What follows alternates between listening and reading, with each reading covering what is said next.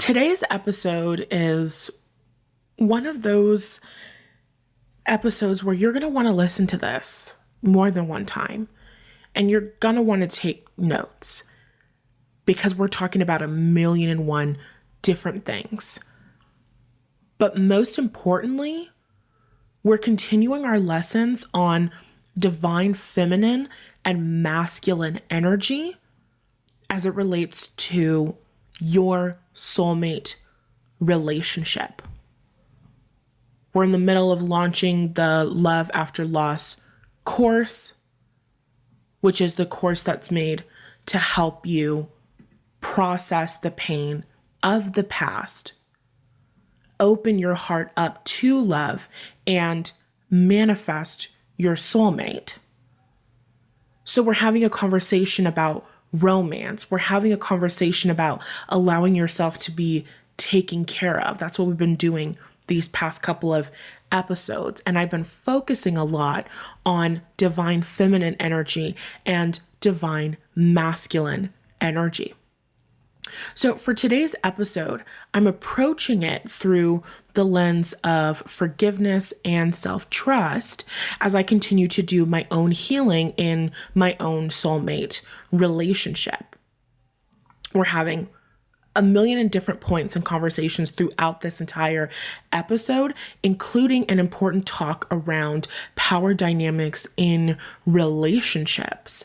Whether you know who your soulmate is or not, you're going to leave this episode asking yourself the question, am I showing up in my romantic relationship ready and all in no matter what?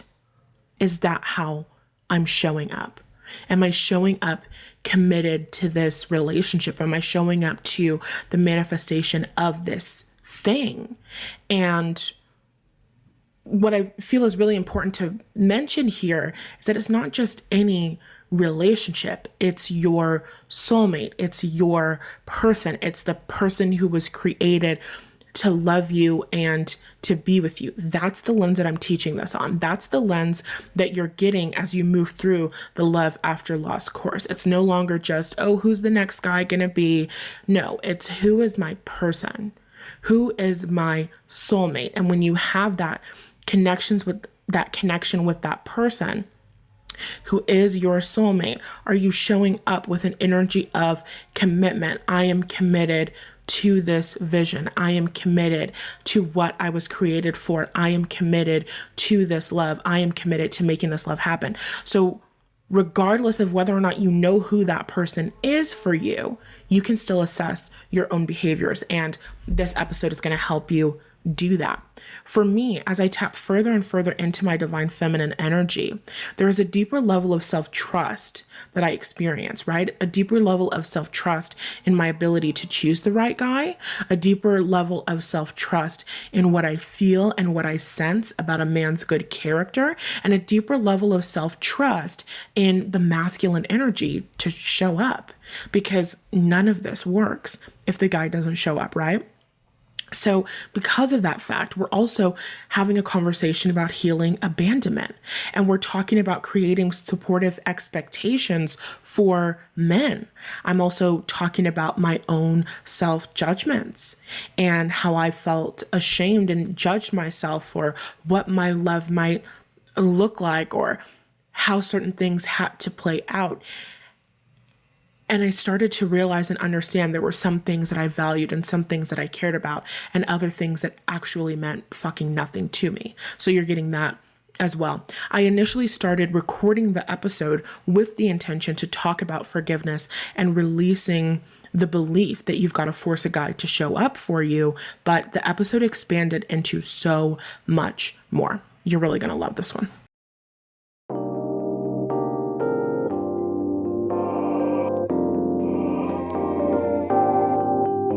Right now, you're listening to Naked and Noisy, Manifestation Tools for the Professional Woman.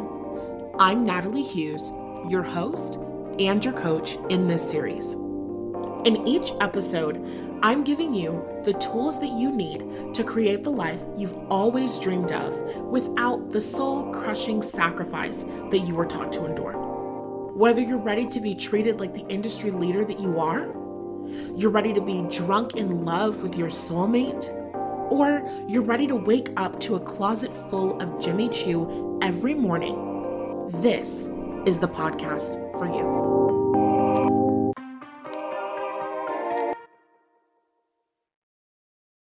Hello, Miranda. How are you doing? It's the beginning of May. It's a new month. There's some spring stuff that's happening in the world, well, depending on where you are. This year, this 2024, started off, it's like there were good times, there were bad times. And now I'm finally getting into this place of like, whew, okay. It feels like a passage. I've been having a lot of dreams of the ocean. I've been having a lot of dreams with water. I've been having a lot of dreams with like moving.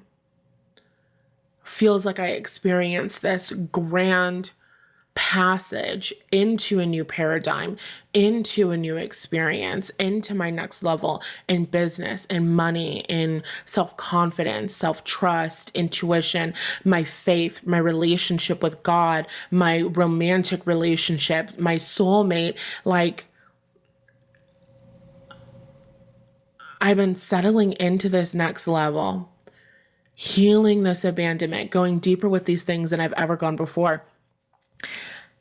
And it just felt like sometimes you're out there in the middle of the ocean and there's a storm and you kind of just have to weather that storm. You know what I'm saying?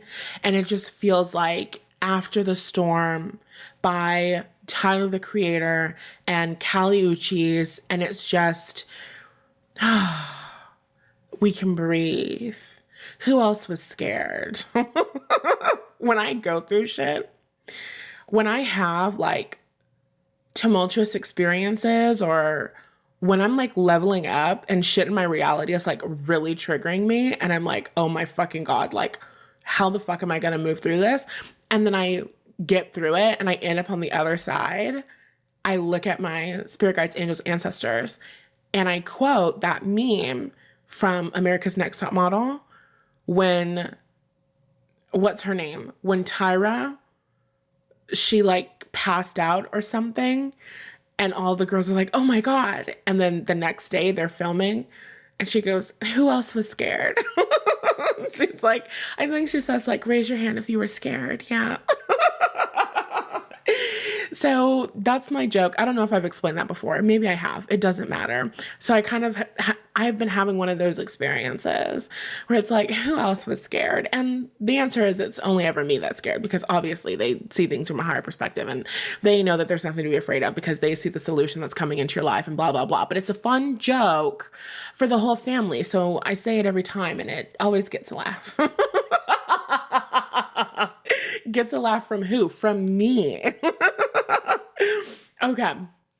So I've been having a great time. I'm glad that we got to catch up on everything that we've both been moving through and experiencing. If you want to tell me about what your 2024 has been like, are you having that same experience where you're feeling like, it's springtime, like I'm here, I'm alive, I made it, the storm is passing, there's rainbows, you know what I'm saying? The skies are clear. Like, is that what you're going through, or are you currently weathering a storm? Comment on YouTube.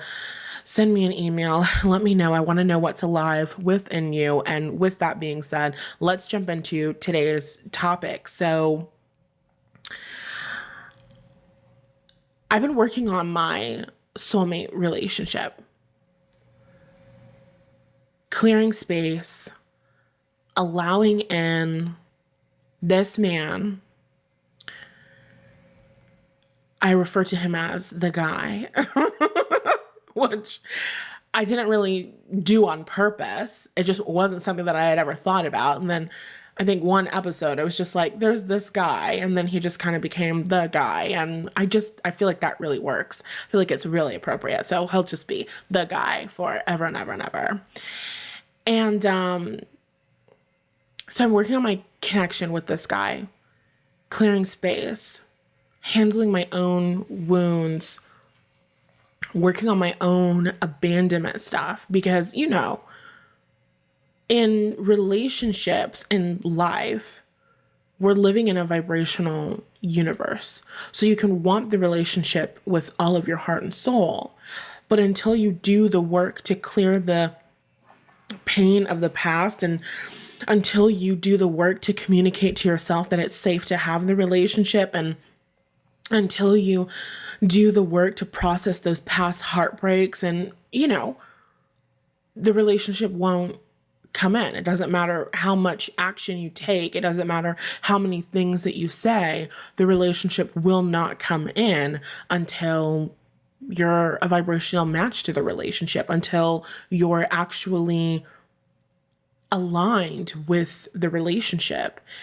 And so I've been doing this work, opening up to receive the guy for a very long time. I was doing the work to receive the guy before I even knew that the guy existed, right? I was doing the work to receive the guy in previous relationships when I was healing stuff and inner children were coming up, but I was doing the work to call him the guy when I decided, okay, I want my person.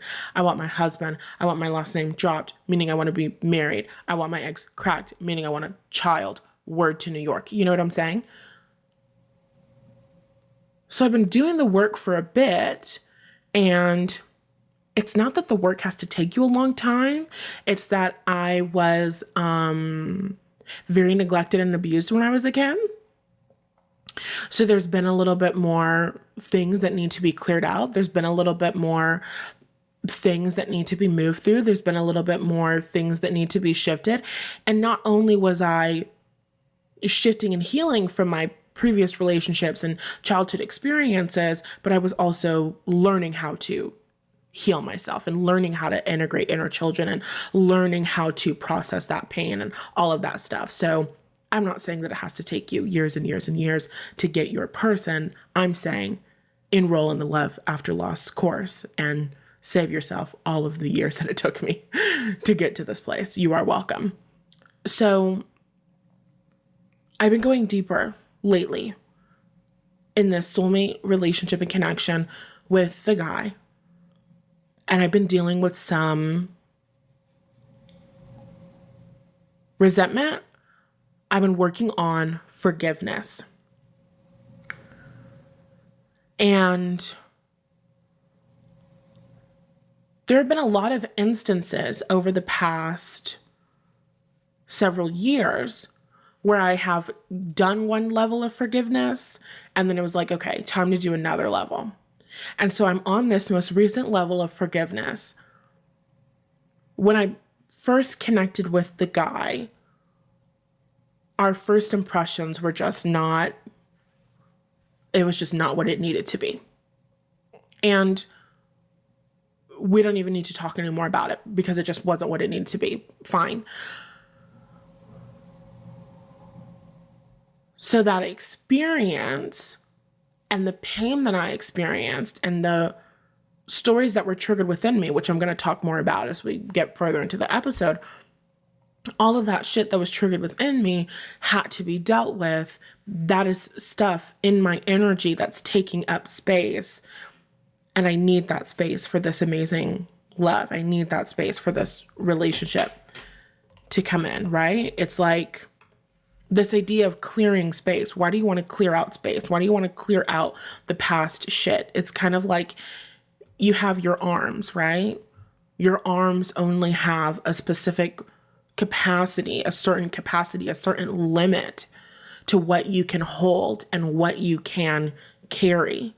And so if you experience heartbreak, pain, betrayal, abandonment, whatever, and you're holding on to that, you're carrying that, God can have this amazing love for you, which I know that he does. And I believe that he does. I literally believe that he does. And I am somebody who has been created to show up and be a teacher and a support system to help you clear space and allow in that amazing love that God has created for you since the beginning of time. That is what I truly believe, like more than anything else. That's what I know for sure. So it's like God has this amazing soulmate for you. God has this amazing love for you. And you've got this heartbreak and this pain that you're carrying. And God's trying to hand you this soulmate. God's trying to hand you your person. And you can only hold so much and you can only carry so much. So at some point, you have to decide what is more important to me to carry. If I only have so much space, if I only have so much capacity to carry something, to hold on to something, what is it more important to me that I get to hold on to? And so forgiveness comes in when you're like, okay, I want to clear this space. And it's not just forgiveness, it's processing the pain of the past, looking at those stories you started telling yourself different, more supportive stories about who you are and what you get to have. And we're talking more about that later on in the episode. So you can only hold so much shit in your arms.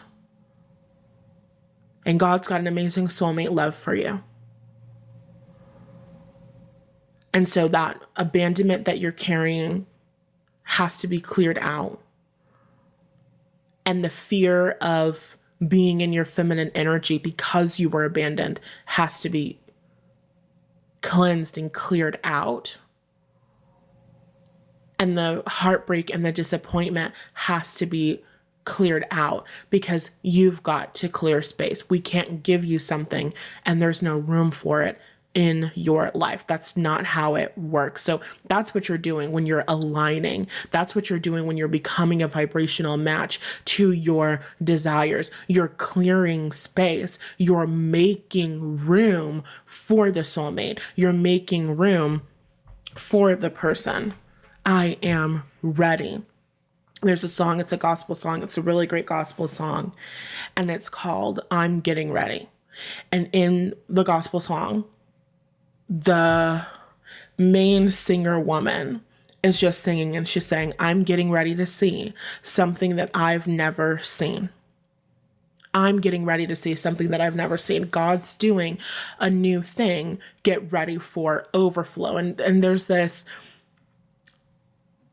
energy in the song. There's this energy in this like spiritual, energetic principle that's like before you've received it, before it has manifested, are you willing to create space for it? Are you willing to hold space for it? Are you willing to accept it? Are you willing to have faith that it's coming? Are you willing to have faith that it's yours?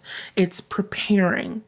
So you're clearing out the past and you're preparing, you're making space for the lover, for the soulmate that God has created for you. So I'm making space. And as I'm making space, I'm going deeper in my forgiveness and I'm dealing with this feeling of resentment.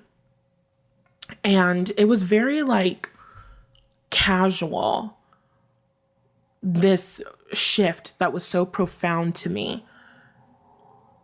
I'm like sitting on my bed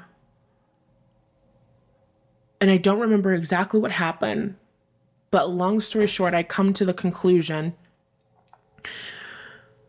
that I don't want to forgive the guy for what happened because, well, if I just, hold on, there's a fucking, I really hate when little like flies or gnats come in here and get on my nerves because we really could have just coexisted. But if you want to buzz in my face, then you're going to have to go. Okay. So anyway, I come to the conclusion that I felt like I was giving up my power if I forgave the guy. I didn't like the way that that looked. I didn't like the way that that looked to have an experience where I forgive somebody for something that they hadn't yet apologized for, and then put myself in a position where I'm just sitting here and waiting, which we will maybe talk more about this idea and concept of waiting at a later time, or maybe later on in this episode. You'll have to wait for it. But the point is, I didn't like the optics of that. And so I was having trouble releasing this resentment because I didn't like how I felt that that would make me look. I didn't like that I felt like that would make me look weak forgiving someone for something that they didn't apologize to me for. And obviously, when the guy comes into my life, he's gonna fucking apologize. I feel like that's an obvious thing. I feel like that's not even something that anybody has to say. And I guess this is a 2.5 if we want to have a conversation about identity and we want to have a conversation about energy. There's nothing about the way that I carry myself that would communicate to this guy or to the next guy or to any human being on earth that if you were to hurt me, that it would be no big fucking deal and you could just come back into my life and act like nothing happened. I don't think there's anything in my energy that is communicating that to anybody else. So there's an expectation that I have of being respected just because I do. You do something that hurts somebody else's feelings, you fucking apologize. That's it. That's just basic human decency. That's basic respect. So that's an expectation that I have. Can I have that expectation of being respected? Can I have that expectation of being apologized to without also holding on to that energy of resentment? Without also holding on to that pain? I was coming to the conclusion as I'm sitting in my room, I'm sitting on this bed, I'm getting up, I'm getting ready to walk out of my room, I'm coming to this conclusion that a part of me feels like this resentment is power. And we talked about this in one of the episodes, maybe like the last, I think it was like the second to last or third to last episode. Just go listen to everything I've ever said ever and you'll find it. Where I talked about judging myself for wanting love and really being against the idea of reconciliation, the idea of repair in relationships, which is a normal part of relationships. And really quick, another 2.5 before we get further into it. I really struggled with the ideas and the optics of that. How can you show up as this strong woman who has this self-worth? And how can you talk to the women of your community about relationships and the choices and decisions that you make and make a choice that looks this way and make a choice that makes you look like what? My fear is looking, my fear was looking desperate. My fear was looking like foolish, like I had made a bad decision, like I couldn't trust myself, like I made really bad choices in love. My fear was making a choice and trusting my intuition and being wrong. And that's not trustworthy. That's not trustworthy as a coach. How can you help and support women and growing and expanding and healing and being empowered and then teach them this? Is this the example that you want to set, right? So that was something that was very challenging for me. And the 2.5 and the shift here, it was very easy and very simple because of what we talked about in the last episode. Was it the last episode or the one before that? Girl, I don't fucking remember, but it was one of them and it was good. And they've all been good. Let's be honest. But it was the episode where I was talking about how are you making shit more difficult than it needs to be?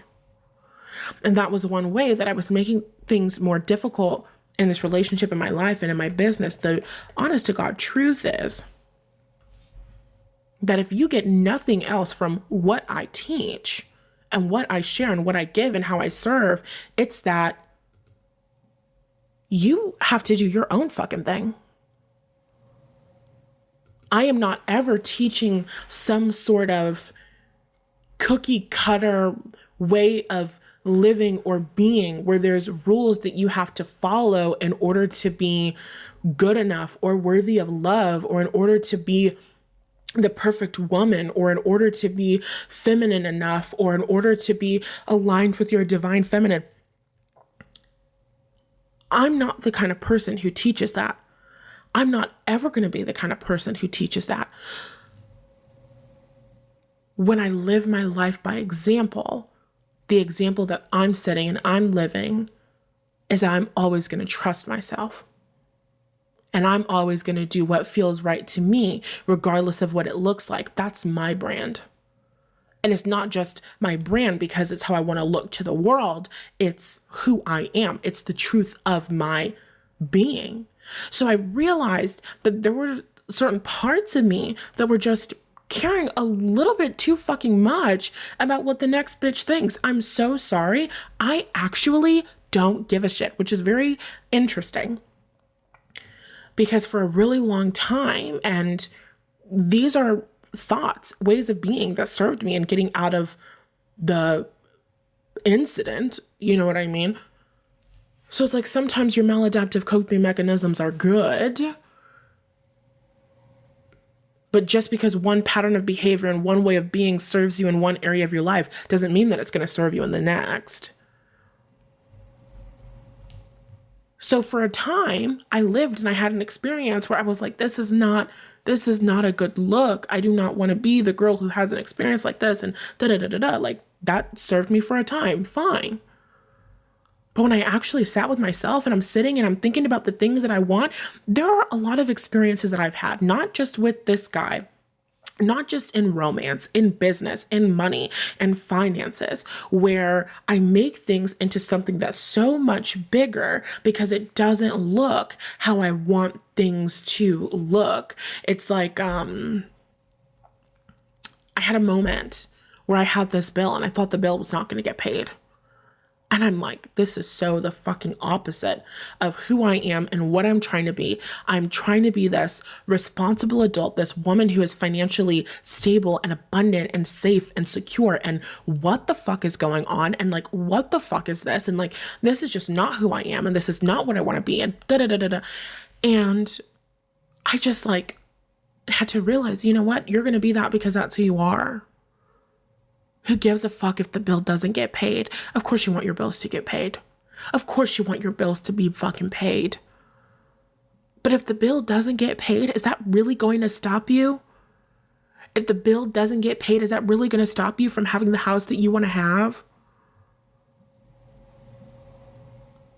If the bill doesn't get paid, is that really going to stop you from having the things that you want to have and from creating the things that you want to create in your life? No, it's not, because you're the creator of your fucking reality. Don't give the bill that much power.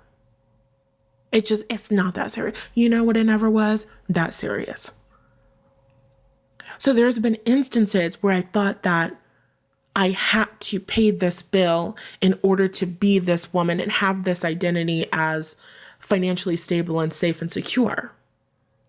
And the bill ended up getting paid. But even if the bill didn't get paid, before that whole situation played itself out, I was already back in my identity as the supported wealthy woman. Fuck it. Because your reality is always moving and changing and shifting, and you can get so focused on what's happening in your physical reality and focused on everything that doesn't look like it's going right that you will start telling the story that it's not going right. And that's doing more damage than it's doing good. That doesn't help anybody. That doesn't support anybody. I've really been getting into this feminine energy, this divine feminine energy, allowing myself to be taken care of. And this is what we've talked about. I don't know if I posted these episodes, but I think that I did. I've been deepening my relationship and my connection with God and working with God, right? Because that's manifestation. Manifestation is a co-creative process. You're co-creating your life. It's you and it's God. You're not just working with yourself. You're not the only person that's involved. You're not the only being that's involved in the process. So in this co-creative process, there are certain responsibilities that God has. That's not my job. In this co-creative process, the money coming into my life is not my responsibility. That's God's job. It's my responsibility to hold the vision of the money coming in. It's my responsibility to have faith that the money is coming in. It's my responsibility to see myself as somebody who makes money. It's my responsibility to see myself as a responsible woman. It's my responsibility to hold a certain expectation of myself, to hold the vision of my business. I've got a lot of responsibilities in this deal, but it's not my responsibility to figure out who's going to pay me and how they're going to pay me and how they're going going to get the money and how it's going to show up for them and how they're going to get the results and all of that stuff. That's God's job. That's God's responsibility. That's not my job to focus on. So as I'm in this divine feminine energy where I'm allowing myself to be taken care of and I'm allowing myself to be supported, there are certain things that I have to just trust God to do. And sometimes God's way is going to look different from my way. And it's going to be different from the way that I would have put certain things. Oh my God.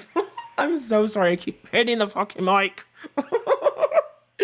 I keep hitting the fucking mic. I don't know if you could hear what I said because I was really frustrated when that came out. The point is, when I'm working with God and it's a co-creative process, I can't be involved in everything. I'm delegating. Okay, God, this is your responsibility. I'm trusting you with this. I'm trusting you with the bills being paid. Okay, God, I'm trusting you with the money coming in. Okay, this is not, I'm giving it up to you. I'm giving it over to you. This is your job. And so because I'm developing this, deepening this relationship with God, deepening my faith with God, deepening my trust with God, it's like, okay, you trust me to handle this thing? I'm going to handle this thing, and I'm going to handle this thing in my own way. And God's way of doing things is not always the way that I think that things should be done. But I trust that God loves me, and I trust that God moves in my best interest. I trust that God is on my side. So, okay. I don't know what's happening with this bill. I don't know what's happening with this particular thing, but I trust that you got it. And no matter what happens with this, it's going to work out for me. And I'm going to get the things that I want to get in life, period, because that's who I am. I'm going to get the homes and the cars and the whatever different things that I need and want and desire because that's who I am. And I know that you'll make a way. So whatever, if the bill doesn't get paid, then the bill doesn't get paid. And it's an achievement for me to even be able to say something like that. For me to be able to even say something like that, like I have completely let this go, because that was the opposite of my experience. Up until recently. What if it doesn't happen? Is it happening? Where are you? What's going on? I was not laughing. I was not giggling. It was very serious. It was very serious. And it was very stressful. But now I'm more committed to creating this experience of safety and security and trusting that I'm working with God and trusting the relationship that we have and trusting what I've experienced and trusting what I know. That's all divine feminine. It's intuition. Your intuition. So I'm trusting my intuition more, and I'm allowing myself to be taken care of by other people. And when I allow myself to be taken care of by other people, I can't allow myself to be taken care of if I'm spending the entire time criticizing them. I can't allow myself to be taken care of if I'm spending the entire time saying, this is what I would have done. Because that's not really me allowing myself to be taken care of, is it? What's the point of being taken care of? What's the point of being in your divine feminine energy? And yes, I'm talking about God, but I'm also talking about your relationship with your husband. I'm talking about your relationship with your soulmate. I'm talking about your relationship with men. What's the point of being in your divine feminine energy and being taken care of if you're going to stress about it the entire time? That's not rest. That's not relaxation. That's not fun. That's not going with the flow. That's not divine feminine. That's not divinity. That's not trust. That's not self-trust. You got to trust yourself to pick the right people. You got to trust yourself to work with the right God. Do you have experiences with the universe, God, the spaghetti monster in the sky, whatever you call them? The source of all things? Do you have a relationship with source energy where it's like, you know what, God, you have shown up for me in more ways than I can fucking count. I know you. I know your work. I like your work. I trust you. I trust you to work in my best interest. You have shown me time and time and time again that you show up for me, that you work in my best interest. So I trust you. I trust you to handle this, and I give this over to you, and I'm not going to criticize you over it. And it's so funny because me and God laugh together all day, every day, 24/7. Me and God, we're gigglers. We're real gigglers. And earlier I was thinking about the guy, and I don't remember what I was doing. But oh yes, I remember. So I had some stuff come up earlier, like inner child getting triggered. It was another thing, a different bill, a different frustrating experience in my business, money, finances, financial goals. And I just like, all of this shit is like coming out of me. So I'm processing and I'm, purging, I'm releasing, I'm journaling, I'm really shifting this energy. And then it hits me when I'm done with that initial energy, the frustration, the fear, the anger, the sadness, the hurt, the pain, the abandonment. When I've released, it's like something clicks within me where I go, oh my God, I know exactly what story this is. I know exactly what happened again and again and again in my childhood experience and how this is playing out in my business. I know exactly why this is happening after a year and the business is going good and things are getting better and better. I know exactly why this is showing up and all of this stuff. It was like shit just clicked for me, right?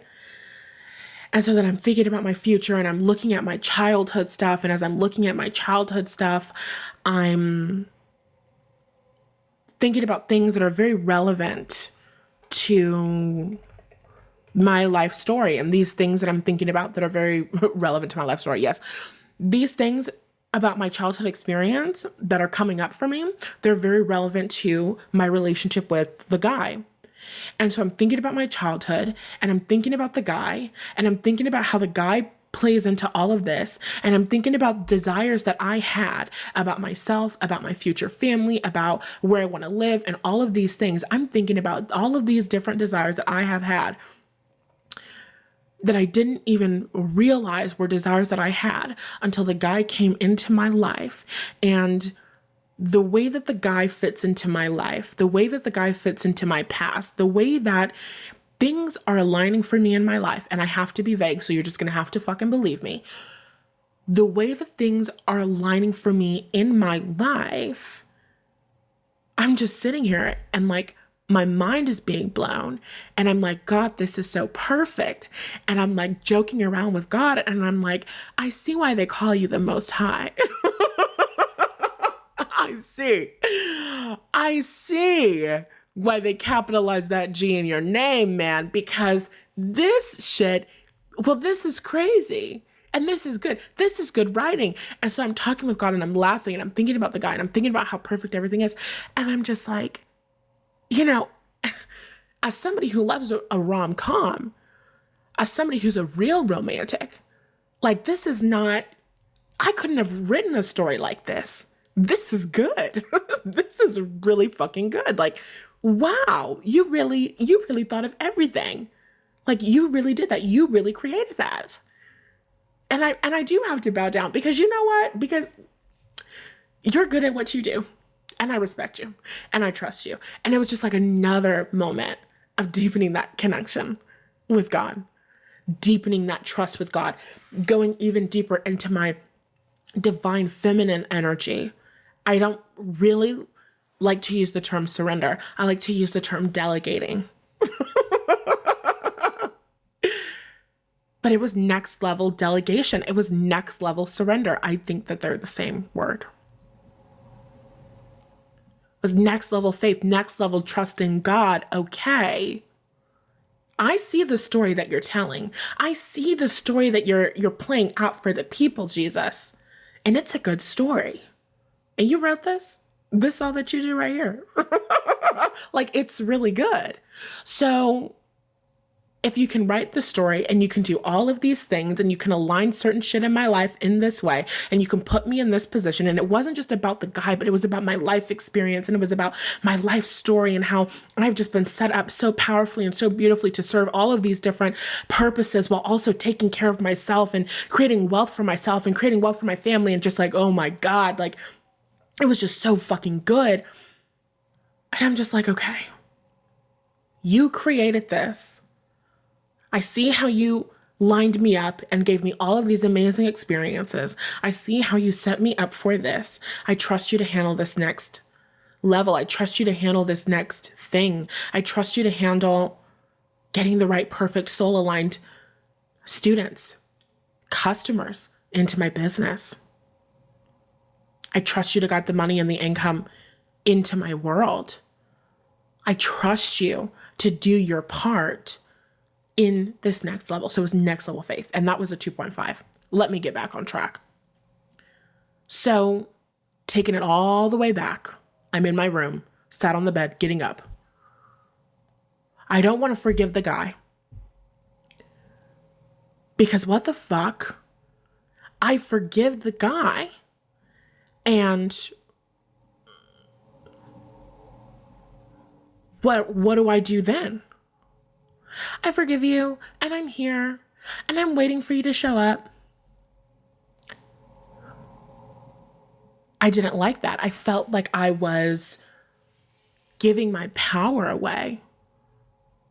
I felt like by holding on to that resentment, I was maintaining power in the connection, the relationship with my soulmate. And so it came to me in like a question. I don't remember exactly, like I should have like wrote this shit down, but it was something along the lines of me feeling like, well, how could I just forgive him and release this feeling of resentment and then just wait for this guy to show up in my life? Like, what would make him treat me right? It wasn't just about the resentment. Okay, I'm missing a part. I'm not telling you a part. If I release the resentment, then I'm just all in the relationship. I'm just here. Because I noticed a pattern within myself, which we talked about in previous episodes, where I'm just like, I'm gone. I am so ready to be so gone. I've never been more ready to leave anything in my life, actually. I leave men. I leave men. Queen of leaving men. Queen of leaving a relationship. That was my identity. And I noticed myself. I observed myself. I would think about the guy and I would think about the connection. I would think about the relationship and I would say things like, or I would like think things to myself. Like if he doesn't show up, then I'll just leave. If this does not happen, then I'll just leave.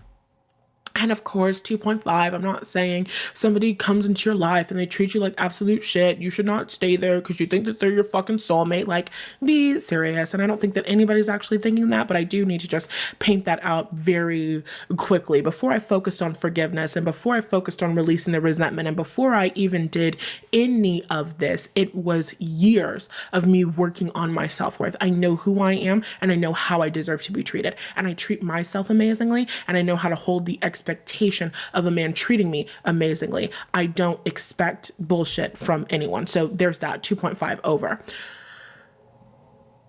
So I observed myself having an experience where I'm like constantly coming back to that. I'll just leave. I'll just leave. I'll just leave this. I'll just walk away from this. You sure this is my person, God? Because you say the word and I'm out. You say the word and I'm so done. I've never been more done with anything in my life. I was already done. I was done from the beginning, right? I noticed that within me. So what happens when I drop this resentment?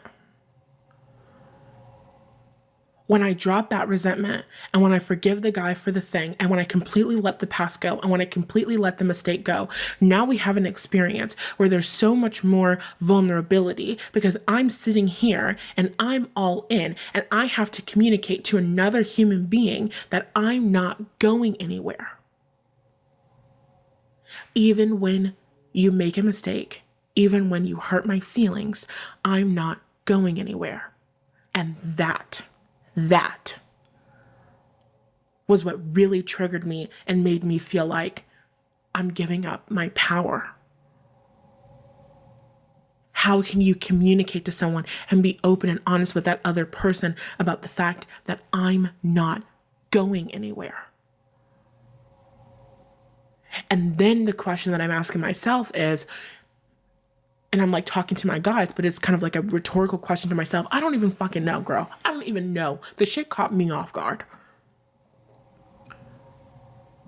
But the question I'm asking is, if I communicate to him that I'm all in and I'm not going anywhere, then what's going to stop him from mistreating me? What's going to stop him from mistreating me? And then it was like a clairaudient moment, angel, God, guide, that just like immediately answered me and was just kind of like, well, what if he wanted to treat you well? What if he wanted to be there?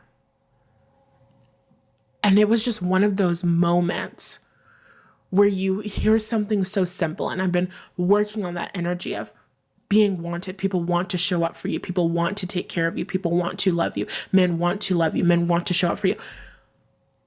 Hearing that phrase in response to that question, it shifted something in me, right? Because the question then became, what if I didn't need to threaten him in order for him to treat me right? That's the question that I asked myself.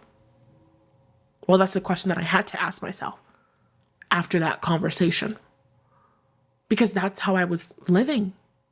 I was playing a zero-sum game in this connection and like in every other connection up until this one, but that doesn't matter. And a lot of women are showing up in this way. You think you're not? You think you're not? Tell me, have you ever in your life used the phrase, he's getting too comfortable? When a man doesn't treat you right, when a man doesn't show up for you, when a man blah, blah, blah, blah, blah, he's getting too comfortable. What the fuck does that phrase imply? The phrase, he's getting too comfortable, implies that a man's natural, normal state of being is neglectful. Don't let him get too comfortable. If he does not have to deal with the threat of losing you, then he's not going to treat you right. The only way a man is going to treat you right is if you put a gun to his head and you say, treat me like a princess or else. That's the story we're telling. That's a part of your identity. So many women's identity is that I've got to threaten him with leaving, or the fact that I'm so desirable by other men in order to convince him to behave in a way that works for me. I have to convince men to behave in a way that works for me. Is that really true? Of course not. Is that really true? Of course not. And that's not an experience that you want. But what's the story that you're telling? What's your identity? Your identity is that men don't really want to love you. Your idea is that you're not really, your identity is that you're not really wanted. You're not really loved. You're not really taken care of. You're not really taken seriously. You're not really respected. Men don't care about you. Men don't want to meet your emotional needs. That's the story that you're telling. If I show up in a relationship and I say, I'm all in and I'm not going anywhere, even when you make a mistake, even when you do something that hurts my feelings, I'm all in and I'm not going anywhere. That just completely contradicts what so much of my identity has been. And so what happens, you got to shift your identity. And the thing about it is that your identity is who you believe that you are and who men are to you, what you expect of men, how you expect them to treat you, and how you expect them to show up for you. My identity was that I'm not somebody that men want to show up for. I'm not somebody that men want to take care of. And so I had that moment. And it's like the second that they asked me that question, I just realized, I just knew. I was like, oh, this is a way of being that I can release forever. Because I don't think that I have to put a gun to his head to get him to treat me well. I just don't think so. And the reason why I don't think so is because of the divine feminine in me.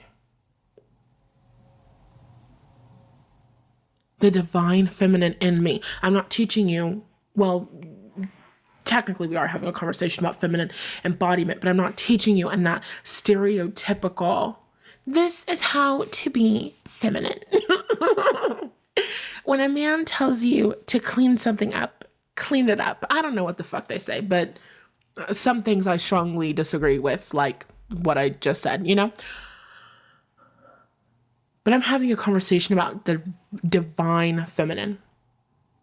Your intuition, your heart, your soul, the truth of who you are. It's in the fabric of your being.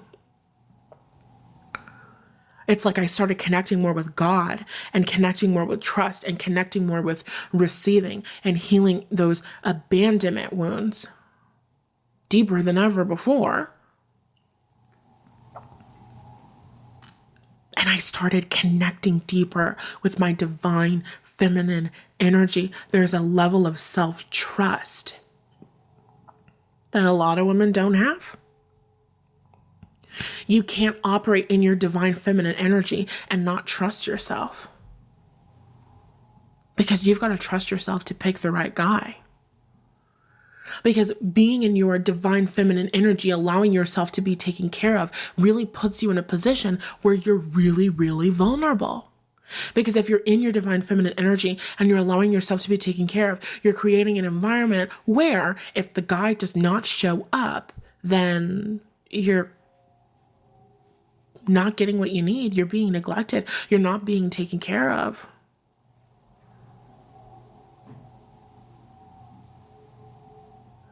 Divine feminine is not just needy and dependent. She's receptive and she's creative and she's this abundant energy. This energy that grows and expands everything beyond. If divine feminine is your creative energy, then divine masculine is like your nervous system. Now we're having a conversation about your brain and how your brain works. When your nervous system is activated, fight, flight, freeze, fawn. When your nervous system is activated and you're feeling afraid, your brain stops putting energy towards creative problem solving and solutions and creative ideas. Your brain starts focusing on making sure that blood is being pumped to your muscles so that you can get the fuck ASAP, so that you can run away.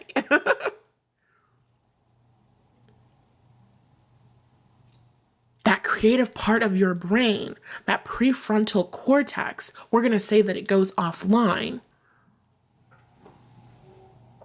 so that you can focus on survival. So if the divine feminine is creativity, in order for your creativity to flourish, and creativity is talking about babies, making them, raising them, but it's also talking about your business. It's talking about the way that you make money. It's talking about the way that you pitch ideas in your workplace. You don't have to be an entrepreneur to be creative in your job. If you are a scientist, you've got to be creative. It never made sense to me, this idea and concept of science being void of creativity. You've got to be open to seeing things differently. That's living on the leading edge of creation. You've got to be willing to see things that have never been seen before. A really great example of this, I've seen posts online about plastic. And people are like, plastic is not actually recyclable. You can recycle it one time, but you can't really da da da da da da da da. And it's like, that's such a hyper masculine way of being. That's not a divine feminine way of being. It's not an aligned way of being. It's not a safe and secure way of being. There's no creativity there. When you feel safe and secure, when your nervous system, when you're in that state of rest and digest, your body is like, we're good. We are safe. We're safe. We're secure. When you have the energy, when you have the ability to focus and pour yourself into your own creativity, you can see things in a new way. You can think of things in a new way. You're open to receiving inspiration. You're not receiving inspiration while you don't feel good and you don't feel safe and you don't feel secure. It's not happening. So if you're a scientist and you're an environmental scientist, you're wanting to learn, you're wanting to discover, what is it that we can truly do with all of this fucking plastic, and how can it be used for good, and how can it be recycled in an even greater way, in an even more efficient way? You're not allowed to say that certain shit is impossible. All of the technology that we have, at some point in human history, that would have been impossible. If you were to go back, well, I don't think that caveman time is the same as human history. I feel like it's like, like connected, obviously, but I don't know if we would describe it as the same. It doesn't matter. If you were to go back to caveman time, I don't even know how you would explain the concept of a cell phone to them. Could you explain the concept of a podcast to a fucking caveman? No, probably not. Because a caveman cannot eat that. A caveman cannot fight with a podcast. A caveman cannot use a podcast for fucking survival. What is a caveman going to do with this? How is a caveman even going to understand this? People on the other side of the world, what does that even look like for them? And no, I haven't extensively studied podcasts. I haven't extensively studied cavemen and the way that they roamed the earth and what their belief systems were, or what if we even have that information. So I'm kind of making that part up. But the point is that we're living in an age where there's more creativity than there's ever been before, where there's more safety and security than there's ever been before. So there's more opportunities for creativity to thrive than ever before. Abraham Hicks' law of attraction, we're living on the leading edge of creation. You're supposed to be creating. You're supposed to be safe and secure so that you can create. And it's not that women are the only creators, but right now I'm talking about divine feminine energy, even though we all have both inside of us. So the point is that there's creativity needed everywhere.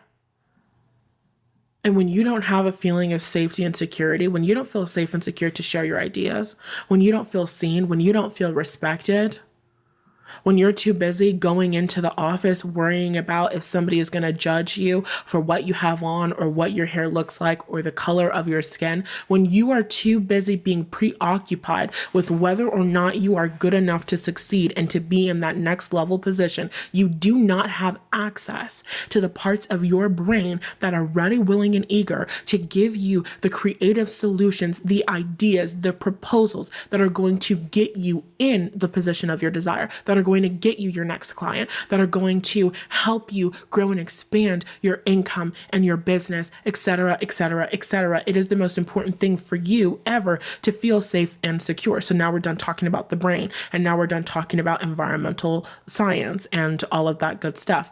And now we're talking about the fact that, well, we're not done talking about the brain because we're moving in a different direction. We're talking about the fact that if your divine feminine energy is your creativity, your creative problem solving, if your divine feminine energy is your prefrontal cortex in your brain, then your divine masculine energy is probably going to be your brain stem.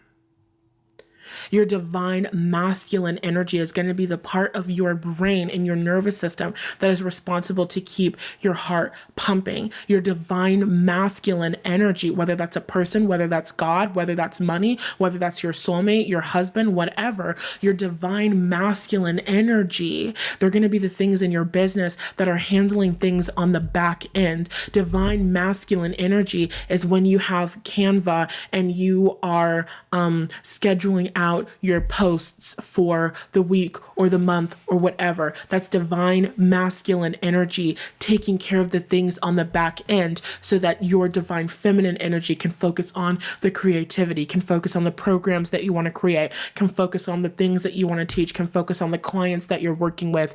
Your divine masculine energy is the team that you have built up in your business that is handling these different everyday tasks so that you can be with your family, raising your kids, spending your time doing different things while your business continues to thrive and grow and expand and flourish. Divine masculine energy is your brainstem. Divine masculine energy are the systems that you create that create an environment of safety and security so that your creativity can thrive, so that you can come up with new creative solutions in your life so that you can enjoy your life. So divine masculine energy has a really, really important purpose in your life.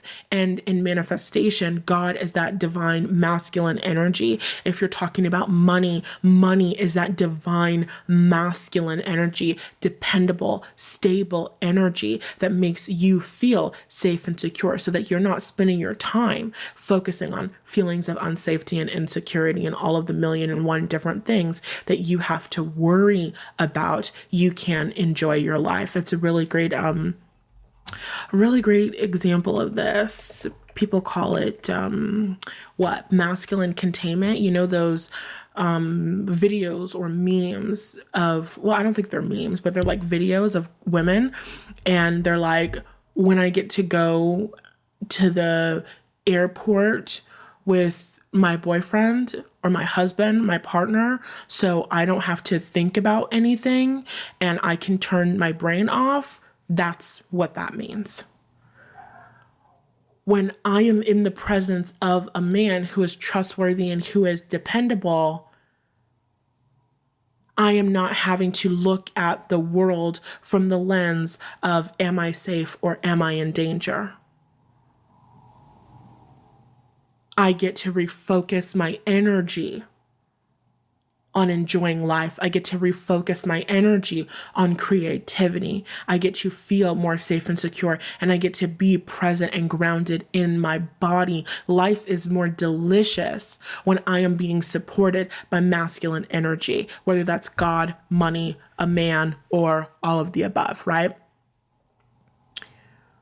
So your divine feminine energy, it's not just your creative energy, it's your intuitive energy. You ever have an experience like that where you're freaking out, you can't hear God? You're praying, you're trying to do a tarot reading, but you're freaking out. And so nothing is making sense. You're pulling cards, you're like, I don't fucking understand this shit. You're getting a message, you're second guessing it. If you want to go the way of your chakras, your root chakra at the bottom of your spine, your safety and security. And then you've got your crown chakra, which is at the top of your body, at the top of your head. That's your connection with your divinity. That's your ability to channel source energy. That's your ability to connect with your inner being. You're going to align, open up, balance out your chakras from the base to the top. You can't have your crown chakra open as hell. You're receiving all of the things in the world and your root chakra is out of whack. you're going to receive demons. Not because that's the only thing that's available to you, but because your shit's out of whack. You don't feel safe and secure.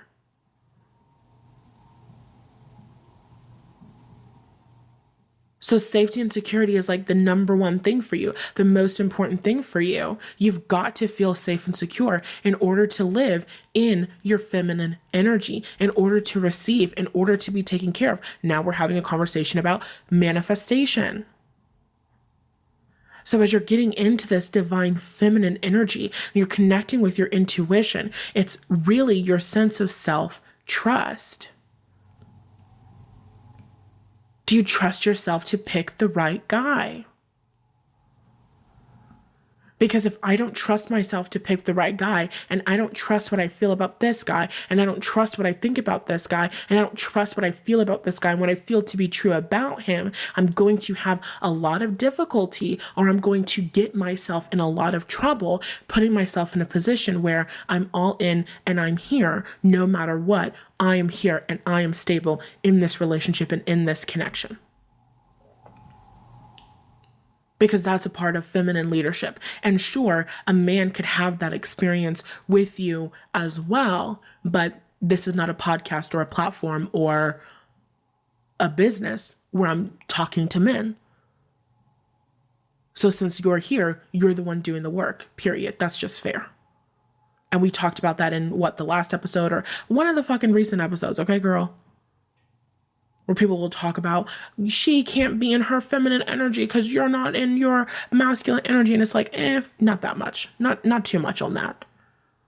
Because the divine feminine might be a receptive energy, and the divine feminine might be an energy that thrives on being taken care of and being supported. But the divine feminine is like a goddess energy. The divine feminine is not fucking helpless. You're not tapped into your divine feminine energy if you're only feminine when a man is showing up in your world doing what you want him to do. That's not it. That's not the truth. That's not the truth of who you are. Law of attraction, vibration, your feeling good is not dependent on somebody else doing something. You're the leader of your life. Period. So, okay. Do I feel like, taking it back to what we're talking about in this episode, do I feel like I have to put a gun to this guy's head to get him to treat me right? No, I don't think so. And the reason that I don't think so is because of the divine feminine in me. I stopped talking about this guy with other people. I mean, I talk about him with my guides and angels and ancestors and blah, blah, blah, but I stopped talking about this guy with other human beings. Because I know what I know. And I know what I feel. And there's nothing that another human being could say to me that would ever help me feel more secure, blah, blah, blah, blah, blah. Self-trust. I don't feel those feelings of doubt. And I've been working on this for a little bit, but I observed myself in an experience with one of my friends who I love, where I'm talking about this connection, and there's a part of me that's like, I really want my friend to like tell me that she agrees with me on this. But we all know that it really doesn't matter. You could get all the external validation in the world. It doesn't matter if somebody's saying they agree with you or they disagree with you. It's not actually going to impact you at all. You're the person who makes the decision. There are some people in the world who won't make the decision or who won't decide to trust themselves until they have somebody else who tells them that it's a good idea. And that's a really great way to avoid taking accountability in your life.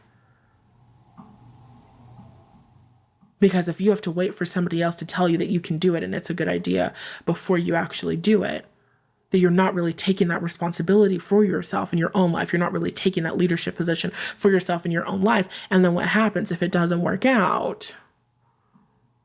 And it's kind of like, oh, well, why did this other person tell me to do this? That was terrible advice. So anyway, I guess that was a 2.5. I've been spending my time connecting with the divine feminine energy within myself. What does my divine feminine energy think? What does my divine feminine energy feel? My divine feminine energy feels like this is so aligned.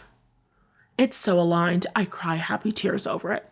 Not every single day, but when the right song comes on and the right idea comes into my mind, it's really beautiful.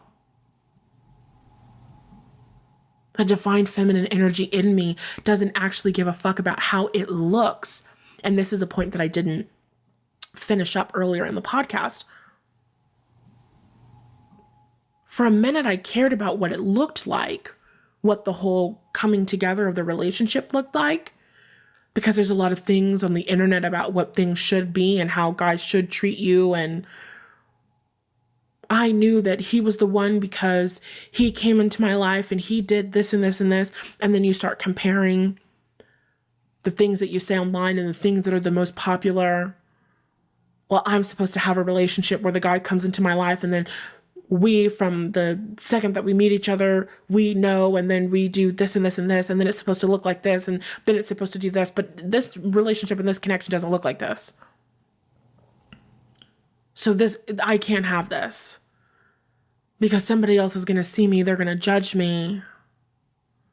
There was a video online and it was of this woman and this man. They were getting married. And I don't love the way that the guy talked about her in their wedding video. But she was talking about the connection and she was talking about how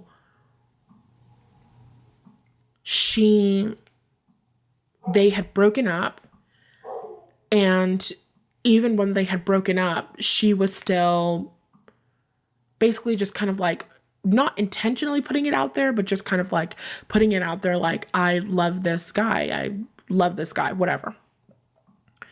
And so they get back together and they like end up getting married. It's their wedding video, obviously.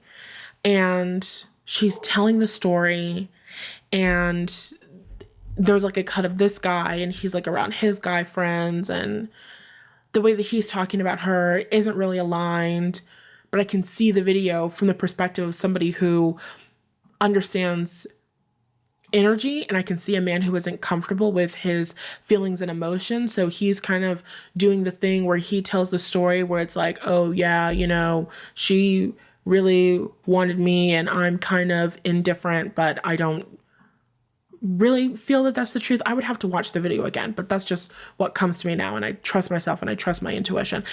The point is, there's this video, they're getting married. If that's the dynamic that she wants in her relationships, cool. Like, it's her fucking life.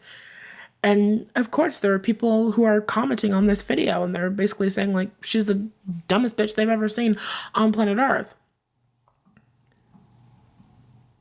And I saw this maybe a couple weeks ago, maybe months ago, bitch. No, it definitely was weeks, maybe 2 months, like 2 months ago, maximum. I don't do well with time. Okay. The point is, who gives a fuck?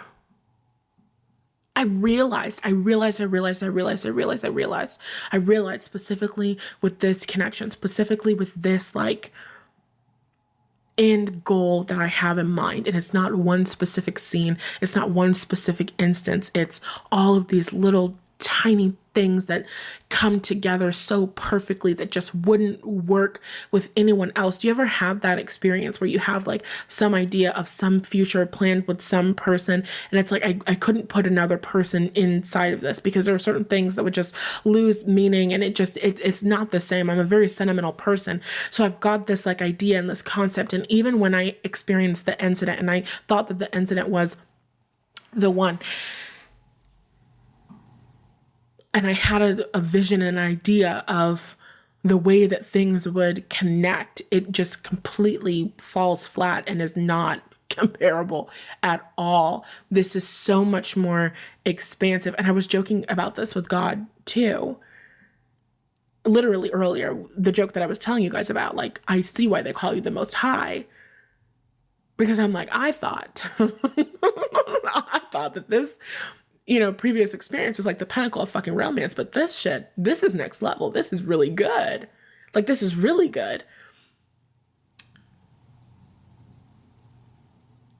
And it's like the experience of what I thought that I wanted once before. This is like that, but like to the 10th power.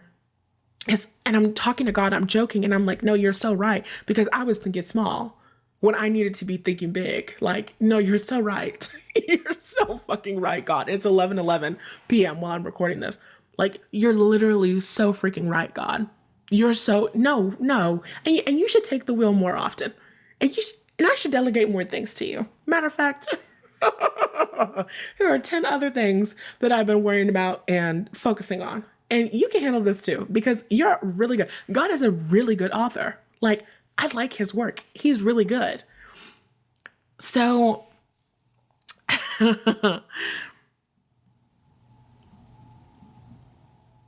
I totally completely forgot why I mentioned that. What was the point of me saying that? I know that there was a point. I was telling a story. I had an experience with the guy from the incident, and I thought that things were going to end up one way, but then they didn't end up that way. And I used to feel so sad when I would think about the incident, because I'm just like, oh, like this future was going to be so good and it was going to be so amazing. And now I'm not going to be able to do this and like all of this stuff. And the experience, the vision that I see now is like so much, it's so much fucking better, you guys. It's so much better. I'm so excited for the next several, like, I guess like the rest of my life. The rest of my life.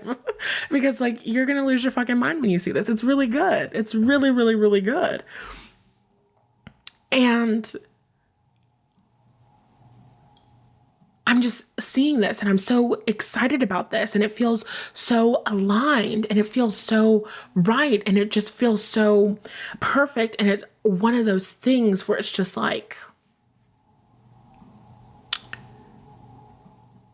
you know, you have an experience and all of a sudden like real like cliche romantic shit just starts to like really resonate with you. Like, you know, like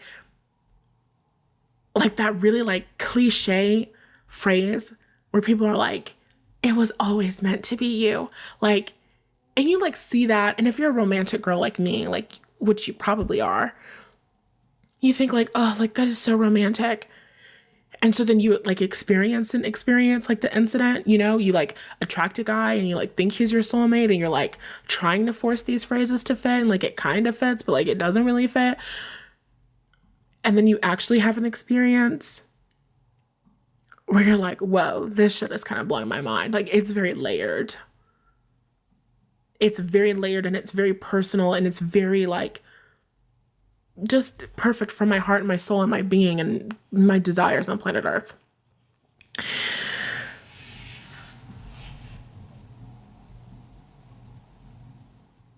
And there's a reason why I was saying this. And I just can't, I kind of remembered it, but then I forgot it and fuck it, I'm done. I'm done trying to remember it. I don't care anymore. The point is, I was having an experience as I'm connecting deeper with my divine feminine energy, where I'm feeling all of these things to be true. Oh, no. Okay, there's another point that I didn't. Oh, fuck.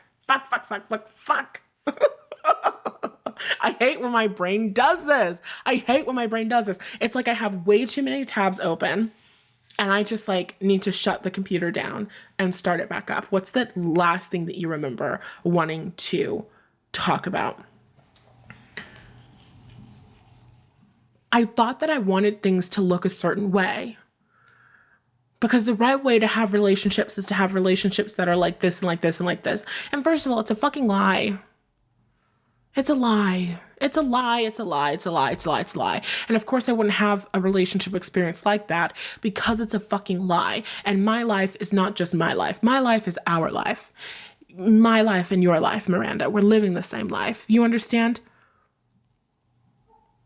You're not just living your life for you. You're a fucking leader and you're a source of inspiration, and you're having all of these experiences so that you can heal all of these things, and then you can teach other women to heal those things too, so that they can also have their happily ever afters. And If other women are like me and they're experiencing abuse and they're experiencing neglect in their childhood experiences, then they're probably not going to have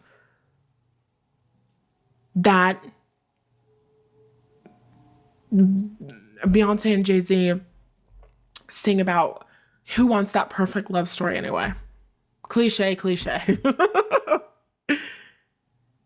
And they're kind of being like, not serious. Because of course, everybody wants the perfect love story. They're telling you. They could have said, the perfect love story is for bitches. The perfect love story sucks. But they don't. They wouldn't have even used the word perfect. It's like that word choice is deliberate. Of course I wanted it's the perfect love story. It's the ideal love story. It's the experience that everybody wants. And then you don't have that love story. You don't have that experience. And so what do? You say, who wants that anyway? I never wanted that. I never wanted the perfect love story. I never wanted that. It's like that kind of experience. The point is that you're a human being, Miranda. And that you probably experienced some shit.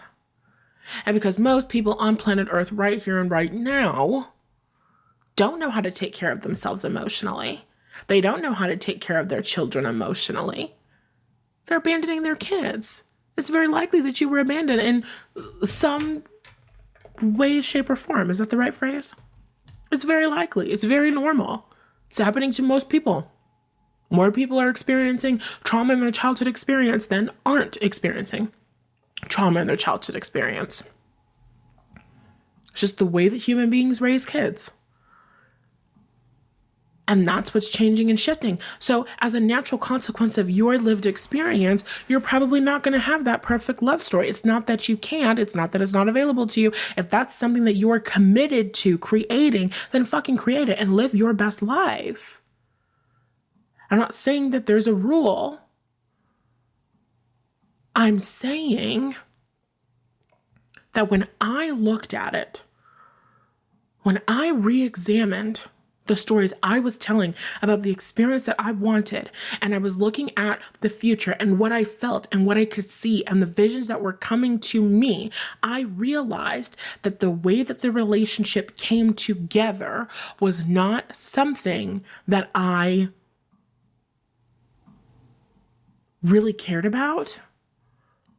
It was something that I maybe even put into my vortex because I was dealing with the incident and I was telling myself the story that I had to have a love story where there was like a huge break in between and then we got back together. But that's my own thing. But the point is, when I look at my life experience and I look at the things that I actually fucking want out of life, when I think about the guy and I think about the future and I think about all of the things, and I'm not just talking about the eggs getting cracked situation. All of the things, it's like every single aspect of life. I think about the fact that that's what I want. That's what I desire. That's what I actually care about. I actually don't give a shit about how it came together. And I also really don't give a shit about what anybody else thinks. I just really don't. That's how I live my life. And what I'm trying to say for my community is that it's very, very likely that the women in my community are going to have experiences in romance where things don't come together perfectly on the first time. Not because the women are unlucky, not because the women aren't good enough, not because the women can't have it, not because God doesn't want it for those women. Of course you can have that if that's like your greatest fucking desire. Then create what the fuck you want.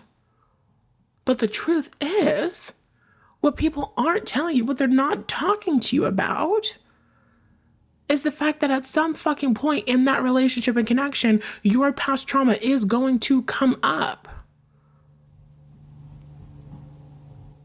It's going to come up. You're going to have to move through that. You're going to have to shift that. You're going to have to address that. And that's what I'm teaching you.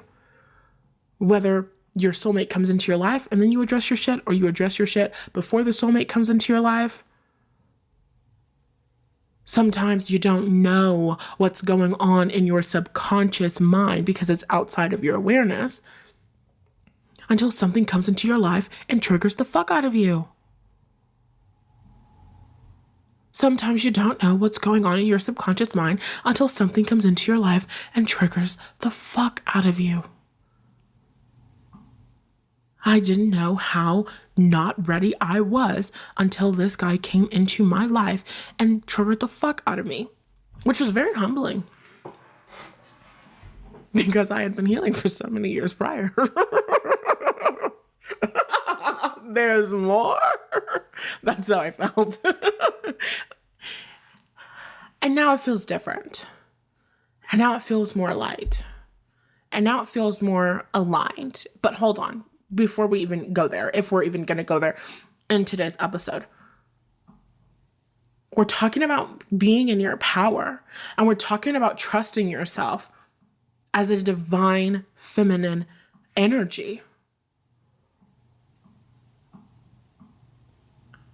If I put myself in a position where I communicate,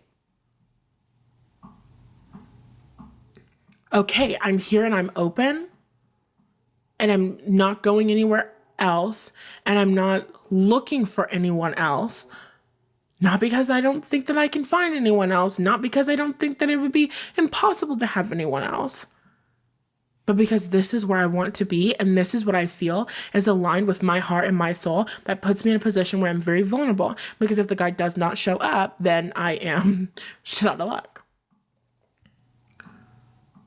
But I don't even have to entertain that thought. Why? Because I have a deep connection to the divine feminine energy within me. I trust my intuition. I trust what I feel. I trust what I know to be true more than I ever have in my entire life. I trust myself. That's divine feminine energy. Divine feminine energy does not give a fuck about what it looks like. Divine feminine energy does not give a fuck about what is the most logical. Divine feminine energy feels, she knows, she senses. And divine masculine energy moves in response to what she feels, to what she knows, to what she senses. Whether that divine masculine energy is action that you're taking, or that divine masculine energy is a man that is coming into your life, responding to your energy. It's both. Masculine and feminine energy influence one another.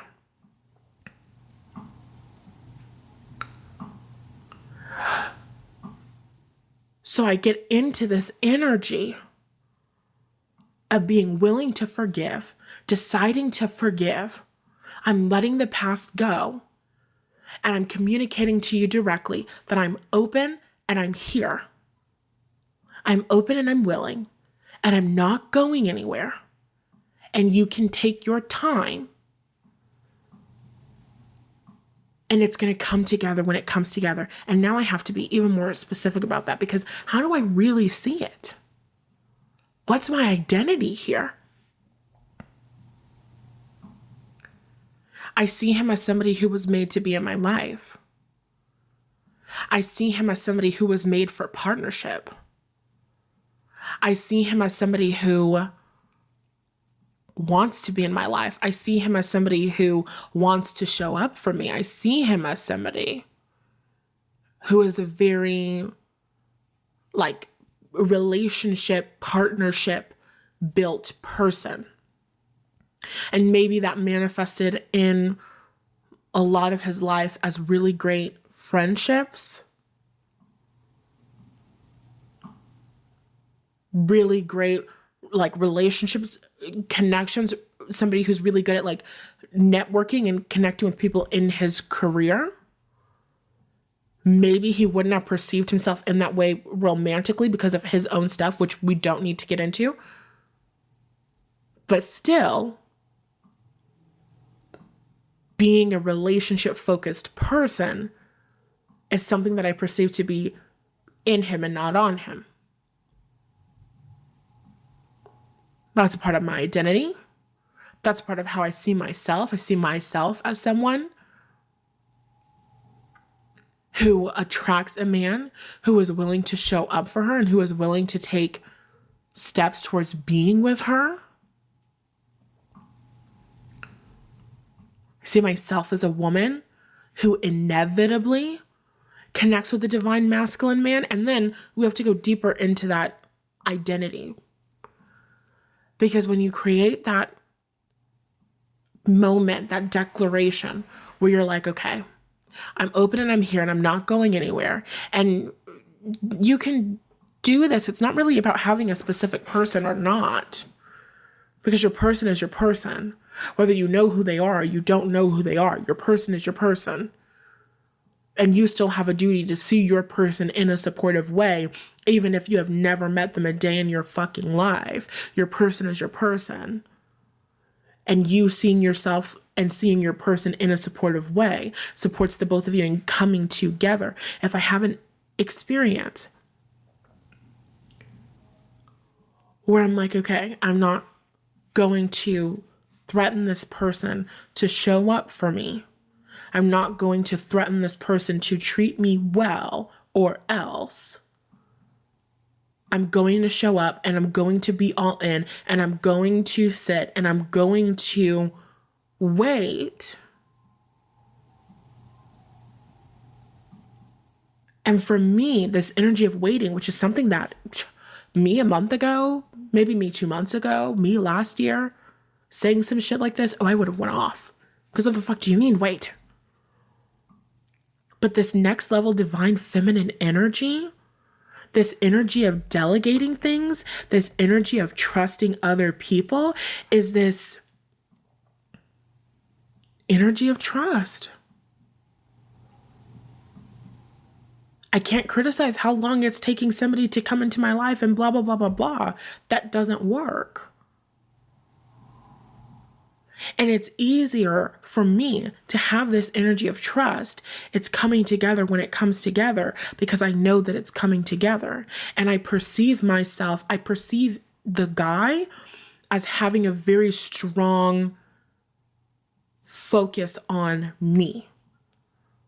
If you get what you focus on, if what you focus on grows and expands, if what you focus on multiplies, if what you focus on manifests, I see this man as energetically, at like the very least, manifesting me into his life, calling me into his life. I see us as moving towards each other.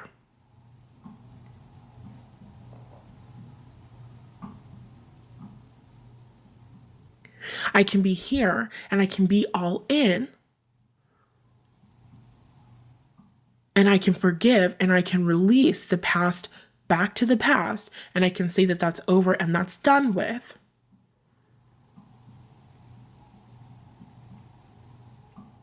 Because I perceive him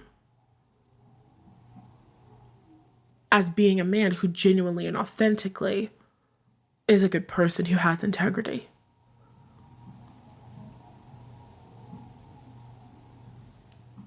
My perception of him, your perception of your soulmate, your perception of your person is not one where I have to run, I have to chase, I have to find, where are they at, where are they gonna be? Am I gonna go to a golf club to meet them? Do I have to go to the club? Do I have to go to a really nice hotel in a really nice bar and get dressed up and, do that? And when I go to the place, I'm gonna have to, go alone by myself and I have to do this and I have to do that. And how am I gonna get him? And how am I gonna show up for him? And how am I gonna convince him to want me? And am I going to have to go and am I going to have to order this kind of drink? And like, oh my God. No. No. Next level divine feminine energy for me. What's aligned with me? What's aligned with my femininity? What's aligned with my heart? What's aligned with my soul? There's an energy of he's being guided to me one day at a time, one inspired action at a time. He's coming into my life. We're moving towards each other one day at a time, one inspired action at a time. These are two things, two people, two energies that are magnets to one another. It's coming together, and I know that it's coming together, and I trust that it's coming together, and I know that my time is coming. And in the meantime, I continue to tap further and further into my divine feminine energy. And in the meantime, I continue to clear out space, because the clearing out space part doesn't just stop because the guy showed up and you got the ring on your finger. The clearing out space might be something that you continue to do, like I talked about earlier.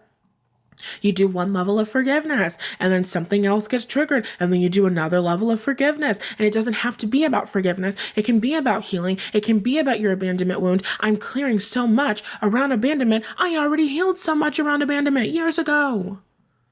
I've been healing shit around abandonment for the past 5 years of my life. And today I am going deeper in my abandonment shit than I have ever gone before. So you don't create an experience for yourself where I have to completely clear out all of the space before the guy can come in. You're continuously clearing space.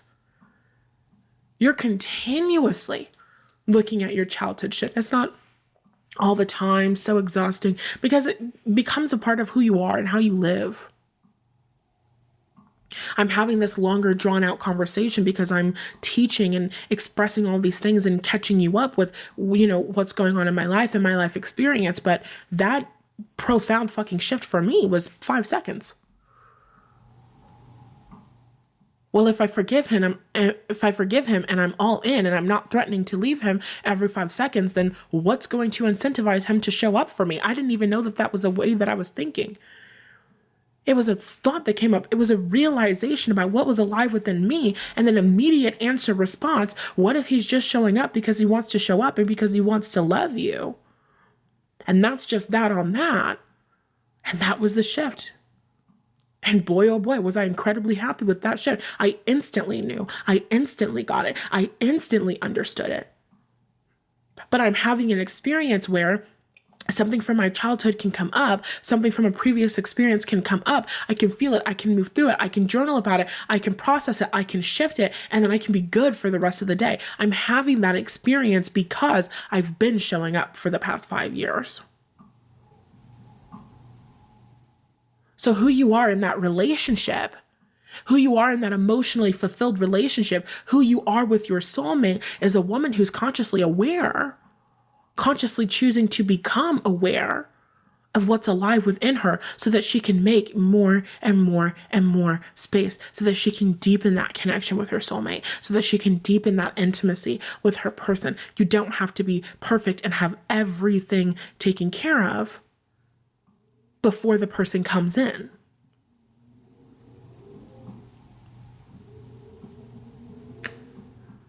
So you're trusting your divine feminine energy to choose the right person.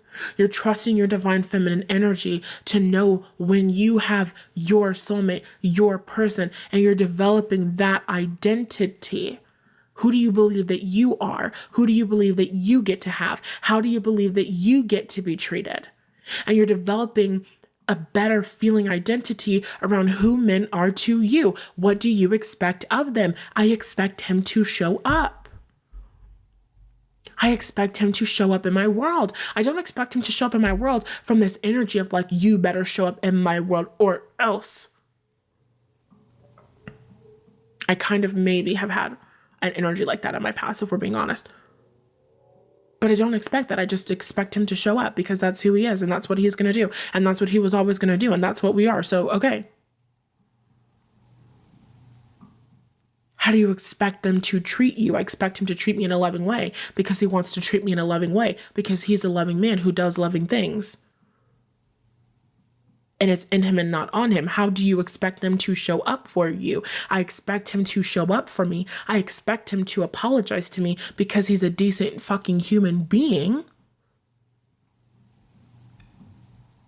I expect him to show up and do the work in the relationship, but we do not even need to get further into that. We'll talk more about that inside of the course.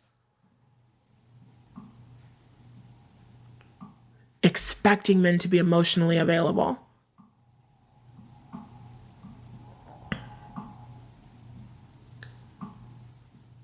I believe that I'm a woman who gets an amazing love. I believe that I'm a woman who gets taken care of. I believe that I'm a woman who chooses the right guy. I believe that I'm a woman who makes good choices and decisions in relationships. I believe that I'm a woman who can trust her divine feminine energy. I believe that I'm a woman who can trust her intuition. I believe that I'm a woman who makes good choices and decisions, period. I trust myself.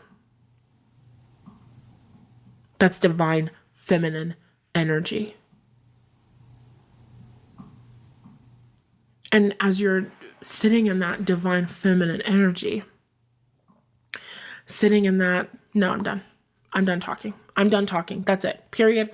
Mic drop. We're done. We're done. We're done. We're done. Because you're going to have a whole other conversation about something completely different and we just do not have time. That's it. That's enough. Okay. That's all that I have. That was really good. Okay.